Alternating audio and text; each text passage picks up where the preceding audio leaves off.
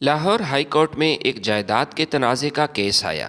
یہ اپنی نوعیت کا عجیب و غریب کیس تھا، جس میں ایک طرف ایک نوجوان سوٹڈ بوٹڈ امیر و کبیر لڑکا اور ایک مشہور مہنگے وکیل کے ساتھ آیا تھا، جبکہ دوسری طرف ایک مفلوج الحال بوڑھا جس کی عمر لگ بھگ 70 برس تھی، وہ اپنے ایک سستے سے وکیل کے ساتھ کھڑا تھا۔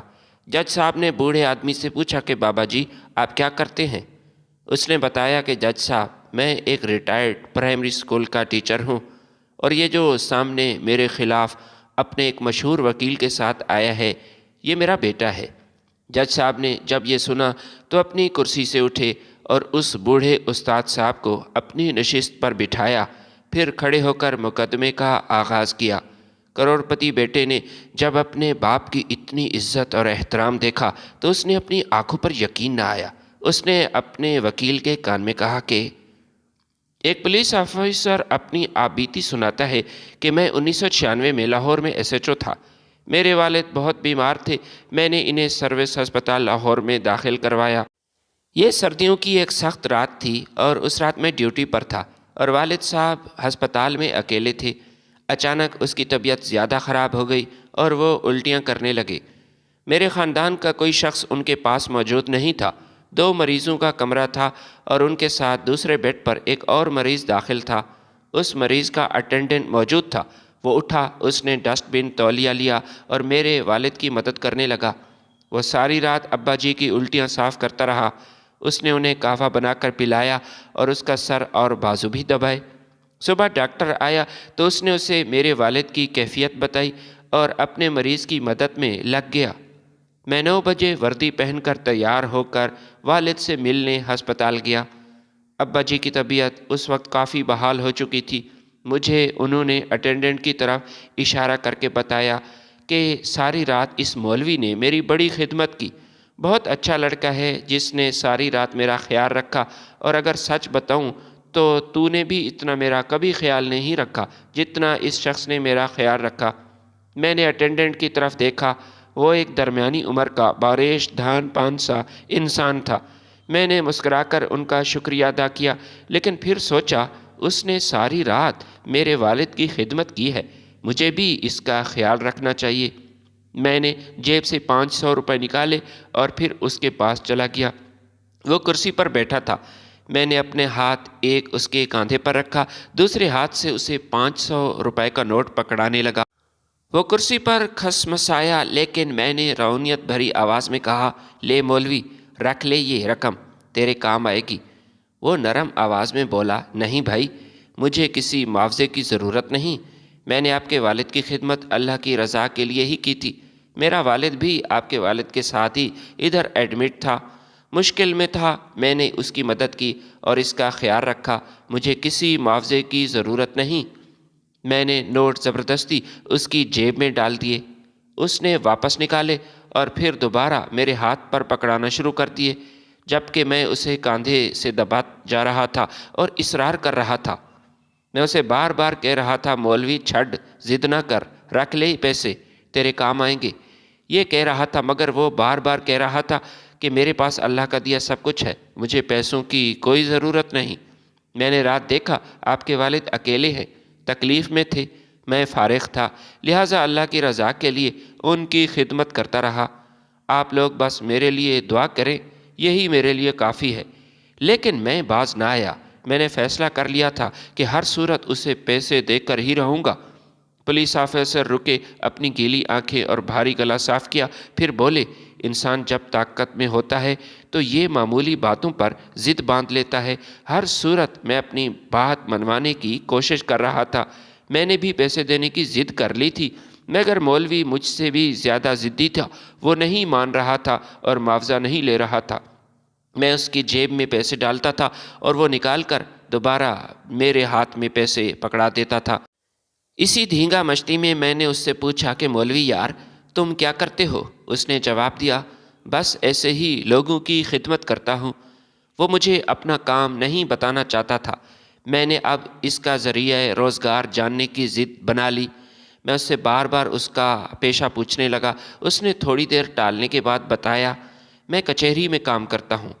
مجھے محسوس ہوا کہ یہ کسی عدالت کا اردلی یا کسی وکیل کا چپڑاسی ہوگا۔ میں نے ایک بار پھر 500 اس کی مٹھی میں پکڑانے کی کوشش کی، لیکن اس نے نہ لیے۔ پھر روانیت سے پوچھا، مولوی تم کچہری میں کیا کرتے ہو؟ اس نے تھوڑی دیر میری طرف دیکھا، پھر میرے والد کی طرف دیکھا، لمبی سانس لی اور پھر آہستہ آواز میں بولا، مجھے اللہ نے انصاف کی ذمہ داری سونپی ہے۔ میں لاہور ہائی کورٹ کا جج ہوں۔ مجھے اس کی اس بات کا یقین نہ آیا۔ میں نے پوچھا، کیا کہا؟ تم جج ہو؟ اس نے آہستہ آواز میں کہا، جی ہاں، میرا نام جسٹس منیر احمد مغل ہے اور میں لاہور ہائی کورٹ کا جج ہوں۔ یہ سن کر میرے ہاتھ سے 500 روپے گر گئے اور میرا وہ ہاتھ جو اس کے کاندھے پر تھا وہ ایسے جیسے منجمد ہو چکا ہو۔ میری آنکھوں کے سامنے اندھیرا چھا گیا تھا اور آواز حلق میں فریز ہو گئی تھی۔ مجھے کچھ سمجھ نہیں آ رہا تھا کہ اب میں کروں تو کروں کیا۔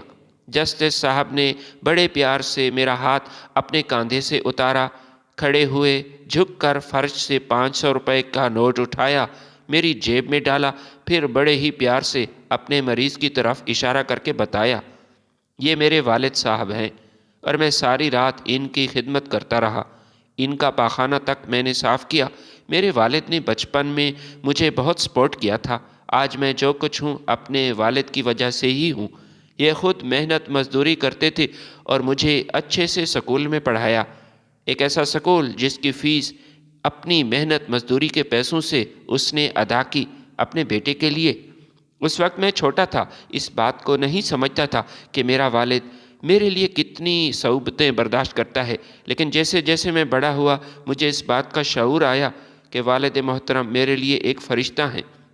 میں نے رات دیکھا آپ کے والد اکیلے ہیں، ان کی طبیعت زیادہ خراب ہے، لہٰذا میں انہیں اپنا والد سمجھ کر ان کی خدمت کرتا رہا۔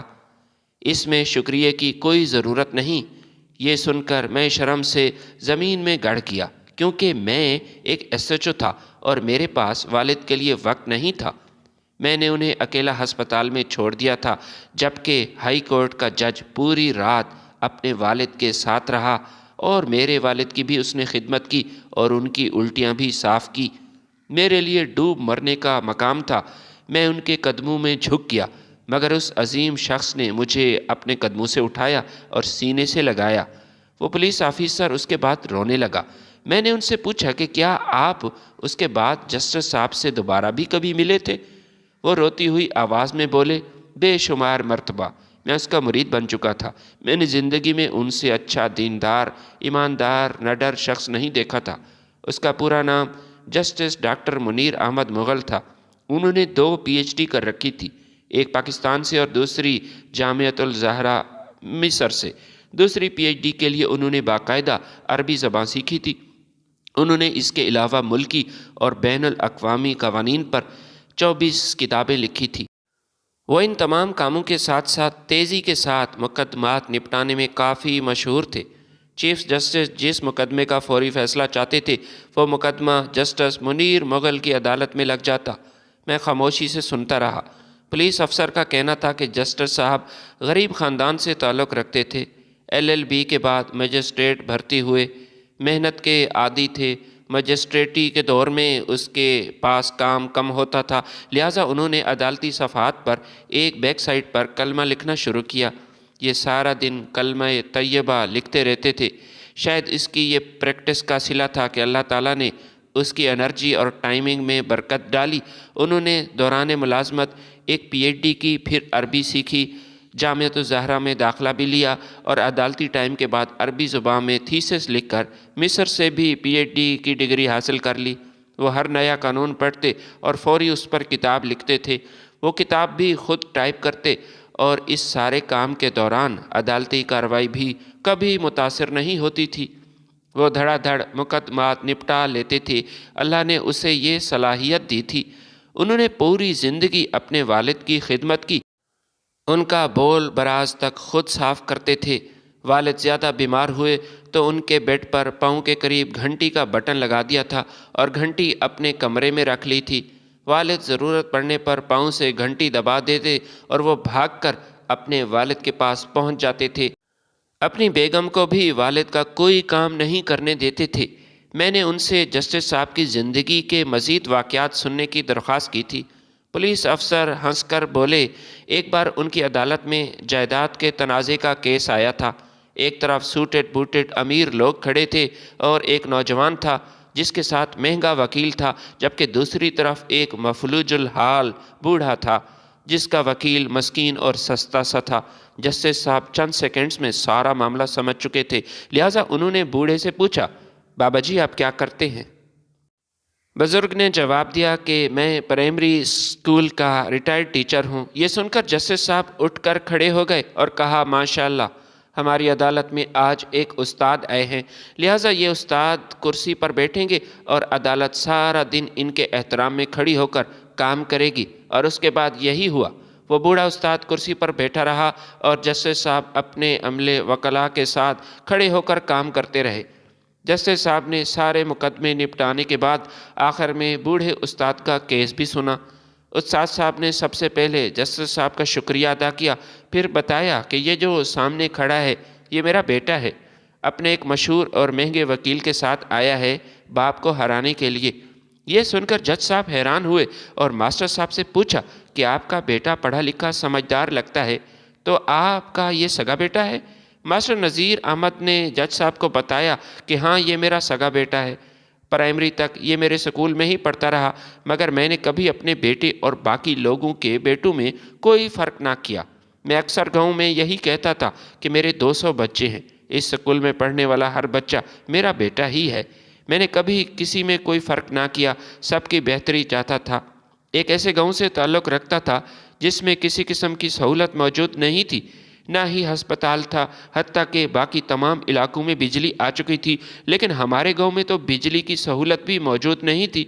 لیکن میں نے اپنے اسکول کے بچوں کی طرف جب بھی دیکھا تو امید کی کرن میرے دل میں جاگ جاتی تھی کہ انہی میں سے کوئی ایسا بچہ بڑا آدمی بنے گا اور گاؤں والوں کی خوب خدمت کرے گا۔ انہی میں سے کوئی ڈاکٹر بنے گا تو کوئی انجینئر، کوئی پولیس آفیسر بنے گا تو کوئی CSS پاس کر کے آفیسر بن جائے گا اور اس گاؤں کی خدمت کرے گا۔ سہیل میرا اکلوتا بیٹا تھا جو آج میرے خلاف کھڑا ہے۔ بڑے پیار سے میں نے اسے پالا، حالانکہ اس کی ماں اس پر سختی کرتی، وہ یہی کہتی کہ زیادہ لاڈ پیار سے بچے بگڑ جاتے ہیں، لیکن مجھے اپنے بیٹے پر بھروسہ تھا کہ مجھے اس پر سختی کی کوئی ضرورت نہیں۔ یہ میرا بیٹا ہے، میرا خون ہے۔ جس طرح میں اپنی زندگی میں خدمت خلق میں مصروف ہوتا ہوں، یہ بھی خدمت کرے گا۔ میٹرک کے بعد اسے شہر کے کالج میں ایڈمیشن دلوایا، ادھر ہاسٹل میں ہی سہیل کی رہائش کا بندوبست کیا، کیونکہ گاؤں سے شہر کافی دور تھا اور روزانہ آنا اتنا آسان نہیں تھا، پڑھائی کا بھی نقصان ہوتا۔ میں نے اپنے بیٹے کو نصیحت کی کہ بیٹا خوب محنت کرنا، کبھی محنت سے پیچھے نہیں ہٹنا، کیونکہ تمہاری منزل ابھی کافی دور ہے۔ میری خواہش تھی اور مجھ سے زیادہ اس کی ماں کی یہ خواہش تھی کہ ہمارا بیٹا ڈاکٹر بنے، اور جس طرح یہ نمبر لے رہا تھا اس بات کی ہمیں امید بھی تھی۔ ہمارے ساتھ والے گاؤں کا ایک لڑکا کاشف تھا جو کہ سہیل کے ہاسٹل میں ہی رہتا تھا۔ ایک دن وہ میرے پاس آیا، مجھ سے کہنے لگا، ماسٹر صاحب میں نے آپ سے ایک بات کرنی ہے۔ میں اس وقت گھر میں اپنی بیوی کے ساتھ ہی موجود تھا جب کاشف میرے پاس آیا تھا۔ میں نے کاشف سے کہا، بولو کیا بات ہے؟ جس پر وہ مجھ سے کہنے لگا، ماسٹر صاحب میں اکیلے میں آپ سے بات کرنا چاہتا ہوں۔ میں نے بیوی کو دوسرے کمرے میں جانے کا اشارہ کیا۔ ان کے جانے کے بعد میں نے کاشف سے کہا کہ کھل کے بات کرو، کیا بات ہے جو تم میری بیوی کے سامنے بھی نہیں کہہ سکتے؟ جس پر کاشف مجھ سے کہنے لگا، ماسٹر صاحب معذرت کے ساتھ مجھے نہیں معلوم کہ یہ بات سننے کے بعد آپ کا ریئیکشن کیا ہوگا، لیکن آپ کو یہ بات بتانا بھی تو ضروری ہے۔ آپ کا بیٹا سہیل غلط لڑکوں کی محفل میں اٹھتا بیٹھتا ہے، ایسے طالب علم جو ہاسٹل کے سب سے آوارہ ترین لڑکے ہیں۔ رات کے وقت ہمیشہ وہ ہاسٹل سے باہر رہتے ہیں، آدھی رات کو واپس آتے ہیں۔ مینیجر بھی خوف کے مارے ان کو کچھ نہیں کہتا، کیونکہ اسے اس بات کا بھی خوف ہے کہ یہ لڑکے مجھے بھی نقصان پہنچا سکتے ہیں، لہٰذا وہ ان پر سختی نہیں کرتا۔ میں نے جب کاشف کے منہ سے یہ الفاظ سنے تو اس سے کہا کہ شرم کرو، کیسی باتیں کر رہے ہو؟ وہ بھی میرے بیٹے کی شکایت میرے سامنے کر رہے ہو؟ بتاؤ کس نے تمہیں میرے پاس بھیجا ہے تاکہ میں اپنے بیٹے سہیل کی وجہ سے پریشان ہو جاؤں اور گھر میں ہنگامہ کھڑا کر دوں؟ کاشف نے جب یہ سنا تو کہنے لگا، ماسٹر صاحب آپ میری بات کا یقین کریں، مجھے کسی نے نہیں بھیجا، میں خود اپنی مرضی سے آپ کے پاس آیا ہوں۔ میں تو اسی کے ہاسٹل میں رہتا ہوں، سب اپنی آنکھوں سے دیکھا تو آپ کو بتانا مناسب سمجھا کہ آپ اس کے والد ہیں۔ آپ میرے بھی استاد رہ چکے ہیں، میں تو آپ کی بہت عزت کرتا ہوں، اس لیے آپ کو بتا رہا ہوں کہ آپ سہیل کو سمجھائیں، اس سے کہیں کہ وہ غلط لڑکوں کی محفل میں نہ جائے اور اپنی پڑھائی پر ہی توجہ دے۔ مگر میں نے کاشف کی کسی بات کا یقین نہ کیا۔ کاشف وہاں سے چلا گیا تو میری بیوی واپس آئی، مجھ سے کہنے لگی کہ کاشف کیا کہہ رہا تھا۔ میں نے اپنی بیوی کو بتایا کہ وہ سہیل کی شکایت کر رہا تھا کہ غلط دوستوں میں اٹھتا بیٹھتا ہے۔ پتہ نہیں چھوٹی سی عمر میں یہ لڑکے اتنے حاسد کیوں ہو جاتے ہیں۔ میں جانتا ہوں کہ یہ سہیل کے حسد میں سب کچھ کہہ رہا تھا، کیونکہ میرا بیٹا ایسا نہیں، میں اسے اچھی طرح جانتا ہوں، میں اس کا باپ ہوں، بچپن سے لے کر آج تک میں اس سے واقف ہوں۔ بیگم نے مجھ سے کہا کہ آپ ایسے ہی اس لڑکے پر الزام مت لگائیں، ہاسٹل جا کر اس بات کا پتہ کریں، ہو سکتا ہے کاشف ٹھیک کہہ رہا ہو۔ سہیل ابھی بچہ ہے، اس عمر میں بچوں سے غلطیاں ہو جاتی ہیں، وہ اپنا برا بھلا کچھ نہیں سمجھتے۔ بیوی کے کہنے پر میں ہاسٹل گیا، سہیل کے بارے میں وہاں کے طالب علموں اور مینیجر صاحب سے رائے لی۔ انہوں نے اس بات کی تردید کی اور کہا کہ سہیل کے بارے میں آپ کو جو بھی بتایا گیا ہے بالکل غلط ہے۔ سہیل ایسا بالکل نہیں، وہ اپنی تعلیم پر پوری توجہ دے رہا ہے، کسی قسم کے برے لڑکوں کی صحبت میں وہ نہیں جاتا۔ میں وہاں سے واپس آیا، کاشف کے گھر گیا۔ کاشف اس وقت اپنے گھر میں ہی موجود تھا۔ میں نے دروازے پر دستک دی تو کاشف دروازے پر آیا اور کہنے لگا، ماسٹر صاحب آپ آئے ہیں، اندر تشریف لیں۔ لیکن میں ادھر دروازے پر ہی اس کے منہ پر ایک تماچا مارا اور کہا کہ کیا تم مجھے بیوقوف سمجھتے ہو؟ میں تمہارا استاد ہوں اور تو میرا استاد بننے کی کوشش کر رہا تھا، مجھے اپنے بیٹے کے خلاف بھڑکا رہا تھا، تمہیں شرم آنی چاہیے۔ تھپڑ کی آواز سن کر کاشف کے والدین بھی دروازے پر آئے تو میں نے کاشف کو باپ سے یہی کہا کہ اپنے بیٹے کو سمجھاؤ، خود یہ پڑھتا نہیں اور میرے بیٹے پر جھوٹے الزام لگاتا ہے۔ میں نے خود جا کر ہاسٹل سے ساری ڈیٹیل لی ہے، وہاں سے یہی معلوم ہوا کہ میرا بیٹا کسی منفی سرگرمیوں میں ملوث نہیں۔ کاشف کا ایک ہاتھ گال پر تھا اور پھر کہنے لگا، ماسٹر صاحب ہاسٹل کا مینیجر جھوٹ بول رہا ہے، اس کو جھوٹ بولنے کے پیسے دیے جاتے ہیں۔ اس پر کاشف کے والد نے بھی اسے خوب ملامت کیا اور مارا اور یہی کہا کہ دوسروں کے معاملات میں تمہیں ٹانگ اڑانے کی کیا ضرورت ہے، اپنے کام سے کام رکھو اور صرف اپنی پڑھائی پر توجہ دو۔ پھر کاشف کے والد نے مجھ سے معذرت کی کہ ماسٹر صاحب میرا بچہ نادان ہے، اسے معاف کر دیجئے۔ سہیل پر جو اس نے جھوٹے الزام لگائے ہیں، میں یہ جاننے کی کوشش کروں گا اور آخر اس نے یہ جھوٹ کیوں بولا، لیکن میں اپنے بیٹے کی وجہ سے آپ سے ابھی معافی مانگتا ہوں۔ میں وہاں سے گھر واپس آیا۔ ایف ایس سی میں سہیل اچھے نمبر نہ لے پایا، جس کی وجہ سے میڈیکل میں اس کا ایڈمیشن شک میں پڑ گیا۔ ایک سال دوبارہ ریپیٹ کیا، لیکن پھر بھی میڈیکل ٹیسٹ کامیابی حاصل نہ کر سکا۔ سہیل کا ڈاکٹر بننے کا خواب ادھورا ہی رہ گیا، مگر اس نے اپنی پڑھائی جاری رکھی۔ بی ایس سی کے بعد اس نے ایم ایس سی میتھمیٹکس میں ایڈمیشن لیا۔ ایم ایس سی کرنے کے بعد سہیل نے ایک دن ہمیں فون کیا کہ اس کی جاب ہو گئی۔ میں بہت خوش ہوا اور تنخواہ بھی بہت اچھی تھی۔ میں اس لحاظ سے خوش تھا کہ ڈگری مکمل ہونے کے فوراً بعد اس کی جاب ہو چکی تھی، اور جب ہمارا بیٹا ہم سے ملنے آیا تو گاؤں میں اس کا خوب استقبال کیا گیا۔ محلے کے تمام لوگ بہت خوش تھے، جبکہ مجھے کاشف کے بارے میں پتہ چلا کہ اسے ابھی تک جاب نہیں ملی، ٹیوشن پڑھا کر گزارا کرتا ہے، مکان کا کرایہ ادا کرتا ہے۔ میں نے سہیل سے یہی کہا کہ بیٹا کاشف پتہ نہیں کیوں تم سے جلتا تھا، تمہارے بارے میں مجھے اکسانے کی اس نے کوشش کی، اللہ نے تمہیں سرخرو کیا، اچھی جاب بھی مل گئی، جبکہ وہ ابھی تک بے روزگار ہے۔ سہیل مجھ سے کہنے لگا کہ بابا ایسے لوگوں کی باتوں پر زیادہ دھیان دینے کی کوئی ضرورت نہیں، ان کی عادت ہے ہر وقت کسی نہ کسی کے خلاف پروپیگنڈا کرتے رہتے ہیں۔ میں نے شروع سے ہی محنت کی اور مجھے اپنی محنت کا اجر ملا ہے، بس مجھے اس بات کا افسوس ہے کہ میں ڈاکٹر نہ بن سکا، جو کہ آپ کا اور امی کا خواب تھا۔ میں نے سہیل سے یہی کہا کہ بیٹا یہ نصیب کی بات ہے، خیر تم ان سب باتوں کو چھوڑو، میں ابھی حلوائی کی دکان سے تازہ مٹھائی لے کر آتا ہوں تاکہ محلے کے بچوں میں یہ مٹھائی تقسیم کروں۔ اس کے بعد میں مٹھائی کا ڈبہ لے کر کاشف کے باپ کے گھر بھی گیا تھا۔ اپنے بیٹے کی کامیابی کی اسے خوشخبری دی اور اس کے باپ سے یہی کہا کہ بیٹے کو نصیحت کرنا کہ دوسروں کے خلاف بات کرنے سے بہتر ہے کہ بندہ اپنی کارکردگی کو بہتر بنائے۔ سہیل 2 ماہ بعد واپس گاؤں آیا تو وہ ایک گاڑی پر آیا تھا۔ یہ ایک بڑی اور مہنگی گاڑی تھی۔ میں نے سہیل سے پوچھا کہ بیٹا یہ کس کی گاڑی ہے؟ سہیل نے مجھے بتایا کہ ابا میں آپ کو سرپرائز دینا چاہتا تھا، اس لیے آپ کو پہلے نہیں بتایا، یہ گاڑی میری ہے۔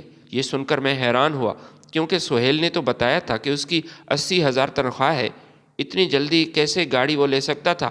پھر اس نے مجھے بتایا کہ انسٹالمنٹ پہ یہ گاڑی لی ہے اور تنخواہ سے ہی ادائیگی ممکن ہوگی، آپ کو پریشان ہونے کی ضرورت نہیں۔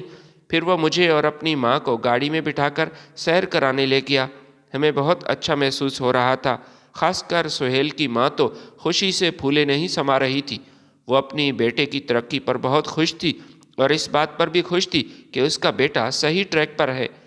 لیکن یہ خوشی ہمارے لیے بہت ہی عارضی ثابت ہوئی۔ جب ایک بار گاؤں میں پولیس آئی، سارا محلہ اکٹھا ہو چکا تھا۔ پولیس مجھ سے تفتیش کر رہی تھی کہ سہیل کہاں ہے، اپنے بیٹے کو کہاں چھپایا ہے۔ یہ سن کر میں حیران ہوا۔ میں ان سے کہہ رہا تھا کہ وہ تو لاہور میں جاب کر رہا ہے اور وہیں رہتا ہے۔ اس پر تھانے دار زور زور سے ہنسنے لگا، پھر مسکرا کر کہا، ماسٹر جی آپ بھی کتنے بھولے ہیں، آپ کا بیٹا کوئی جاب واب نہیں کرتا بلکہ وہ منشیات کا دھندا کرتا ہے، بہت بڑے گینگ کا حصہ ہے اور آج کل کہیں چھپا ہے۔ سہیل کو پکڑنے کے لیے 10 لاکھ روپے انعام کا بھی اعلان کیا گیا تھا۔ میں نے یہ سنا تو زمین پر بیٹھ گیا، میری حالت بگڑنے لگی۔ پولیس والوں کو اس بات کا یقین ہو چکا تھا کہ ماسٹر صاحب تو خود اپنے بیٹے کے بارے میں کچھ نہیں جانتے، اس لیے انہوں نے مجھے زیادہ تنگ نہ کیا۔ وہ یہی سوچ رہے تھے کہ اس نے تو اپنے باپ کو ہی دھوکہ دیا، لہٰذا وہ یہاں سے چلے گئے، لیکن وہ سہیل کو تلاش کرتے رہے۔ سہیل نے اپنا نیٹ ورک پہلے سے بھی زیادہ وسیع کیا تھا۔ کچھ عرصہ کے لیے امریکہ چلا گیا، وہاں بھی اس کے ڈیلر تھے جنہوں نے سہیل کو پناہ دی۔ امریکہ جا کر اس نے اچھا خاصا پیسہ کمایا، پھر واپس وطن آیا۔ وہ پولیس اور ادارے جو اسے تلاش کر رہے تھے اب اس کے نام سے خوف کھاتے ہیں، کیونکہ سہیل کے بڑے بڑے لوگوں کے ساتھ تعلقات ہیں، ایسے لوگ جو بظاہر معزز معاشرے میں سمجھے جاتے ہیں، سیاست سے بھی وابستہ ہیں، مگر در حقیقت وہ مجرم ہوتے ہیں۔ وہ مجھ سے بھی ملنے آیا تھا، اس کے گارڈ سہیل کے ساتھ ہی تھے۔ میں نے سہیل کے منہ پر تھپڑ مارا اور کہا کہ خبیث انسان، تو نے بہت غلط کیا۔ کاشف جھوٹ نہیں بول رہا تھا، در حقیقت وہ سچ بول رہا تھا۔ تو شروع سے ہی بگڑ چکا تھا اور آہستہ آہستہ گناہوں کی دلدل میں پھنستا چلا گیا۔ وہ الٹا مجھ سے بحث کرنے لگا کہ ابا جان، آج کل سب پیسوں کے سامنے ہی جھکتے ہیں، دیکھیں پیسے کی پاور۔ جو پولیس والے مجھے تلاش کر رہے تھے مجھے گرفتار کرنے کے لیے، وہ میرے سامنے سیلیوٹ کرتے ہیں، ہاتھ باندھ کر کھڑے رہتے ہیں۔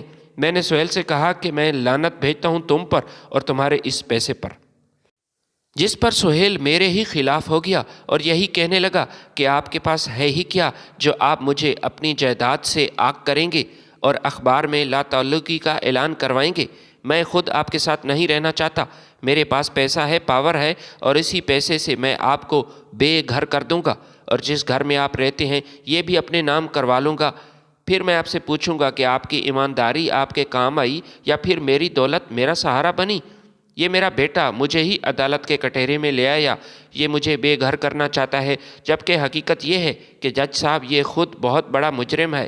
میں نے رزق حلال کما کر اسے کھلایا تھا، اس کی اچھی تربیت کی تھی، لیکن میری سب سے بڑی غلطی یہی تھی کہ میں نے اس پر اعتبار کیا، شروع سے ہی اس پر نظر رکھتا یا شہر میں اس کے ساتھ رہتا تو آج مجھے یہ دن نہ دیکھنا پڑتا۔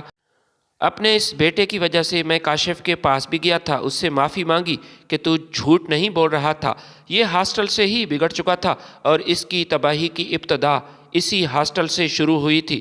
جج صاحب، ایک استاد ہونے کے ناطے میں اس بات پر یقین رکھتا ہوں کہ انسان کو اس کی بری صحبت سب سے بڑا نقصان دیتی ہے۔ جب ایک لڑکا بری صحبت کا عادی ہو جاتا ہے تب اسے اس بات کا شعور نہیں رہتا کہ وہ کیا غلط ہے اور کیا درست۔ جج صاحب نے سہیل کی طرف دیکھا اور اس سے کہا، تمہارے نزدیک دولت آپ کی عزت اور وقار میں اضافہ کر سکتی ہے کیا؟ جس پر سہیل نے کہا، جی جج صاحب، میرا اس بات پر یقین ہے کہ انسان دولت کے آگے جھک جاتا ہے۔ میری بڑی گاڑی، میرے کاروبار اور میرے بنگلے کی وجہ سے لوگ میری بہت عزت کرتے ہیں۔ जज साहब ने सुहेल से कहा, तू गलत है, तेरी सोच ही गलत है। तेरी कोई इज़्ज़त नहीं करता। जो लोग तुम्हारी इज़्ज़त करते हैं वो सिर्फ दिखावा है। वो अपने मफादात की खातिर तुम्हारे सामने झुकते हैं, जबकि हकीकी इज़्ज़त तो यही है जो तेरे बाप ने कमाई है। देखो, आज हाई कोर्ट के जज ने अपनी नशिस्त खाली की, खुद खड़ा हो गया और तुम्हारे बाप को अपनी कुर्सी पर बिठाया।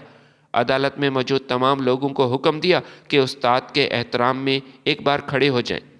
ये है वो हकीकी इज़्ज़त जिसके लिए तूने गलत रास्ता चुना। मास्टर साहब कोई दौलतमंद शख्सियत नहीं थे, ये इनका किरदार ही था जिसने इसे बुलंद किया। लेकिन कहते हैं ना कि चिराग तले हमेशा अंधेरा ही रहता है, वही हाल तुम्हारा है। ये तो मेरे भी उस्ताद हैं। मास्टर साहब के तालिब इल्म मुख्तलिफ़ शोबों में कामयाबी हासिल कर चुके हैं, मगर अफसोस कि उसका सगा बेटा अपने बाप से मुस्तफ़ीद ना हो सका और मुजरिम बन गया। अदालती हुक्म पर सुहेल को गिरफ़्तार किया गया और अदालत की तरफ से उस पर 50 लाख का जुर्माना और 10 साल की कैद का हुक्म सुनाया गया। वीडियो पसंद है तो लाइक और शेयर ज़रूर कीजिएगा। मिलते हैं आपकी खिदमत में नई वीडियो के साथ, तब तक के लिए इजाज़त दीजिए। अल्लाह हाफ़िज़।